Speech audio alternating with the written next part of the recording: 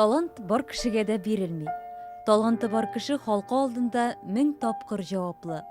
Талант бер синең байлыгың гына түгел, ул уртак хәзинә. Бу татар әдәбиятының классигы, Татарстанның халык язучысы Аяз Гыйләҗев сүзләре. Гомере буе әнә шул җаваплылыкны тоеп, үз намусына хыянат итми, армый-талмый иҗат иткән ул.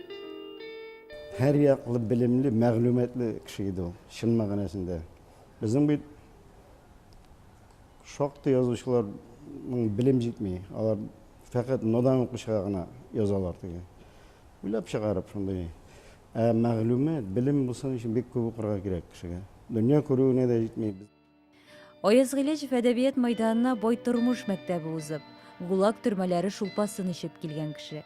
Бәлки шуңадыр да шәхеснең тормыштагы урыны, язмышы, рухи азатлыгы әсәрләрендә төп урынны алган.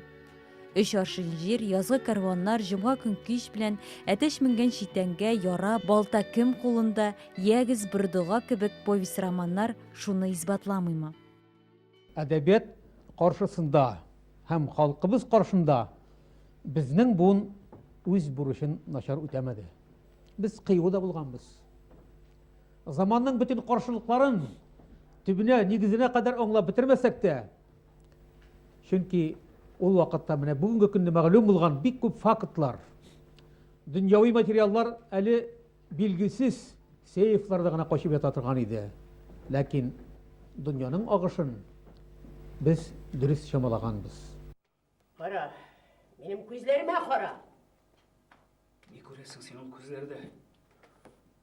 Нигә? Сүзеңдә тормадың. Килеп бул балашы. Театрга мәхәббәт аны сәхнә әсәрләре язуга да этәрә.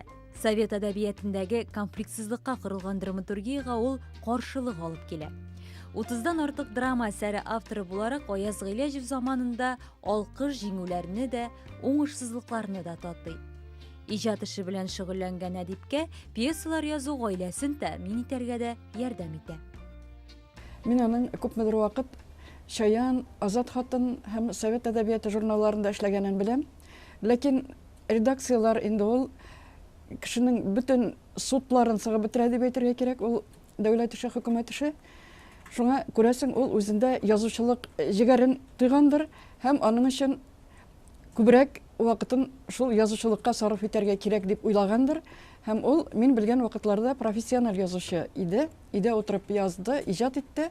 Мин аның иренә барган вакытта китап шкафындагы китапларын, архивларын күреп шаккатып карап торганым булды. Ул инде үзе дә менә язучының бүлмәсе, язучының китапханәсе, архивы шушындый булырга тиеш дип әйтә торган иде. Замандашлары истәлекләрендә аның турыда ул ашыгып яшәде дип язалар. Телевидение архивында сакланган видеоязмада да язучы үзе дә шул фикерне раслаган кебек. Менә мин хәзер улыгайгач, ял итүнең нәрсә икәнен белмим. Мин аны аңламыйм, мин аны кабул итмим, мин ял итә белмим. Ул онытылды. Чөнки гомернең бер саптам җип калган шикеллегенә калганын сизәсең, һәм нәрсәдер эшлисе, эшләп өлгерәсе килә. Күз алдына китерегез. Менә мин инде хәзер сезнең каршыгызда 66 яшьлек ир кеше. Мин 4тә сикереп торам. Машинкага барып ярты бит язам. Кыштырмыштыр ит утырып йөри башлыйсың. Мин хыялланам, үз гомеремдә бер төн иртәнге 7-гә кадәр йоклыйсым. Көймәләрнең генә дәрьяда изе калмый дип язган кайчандыр Аяз Гыйләҗев. Әйе, шулайдыр.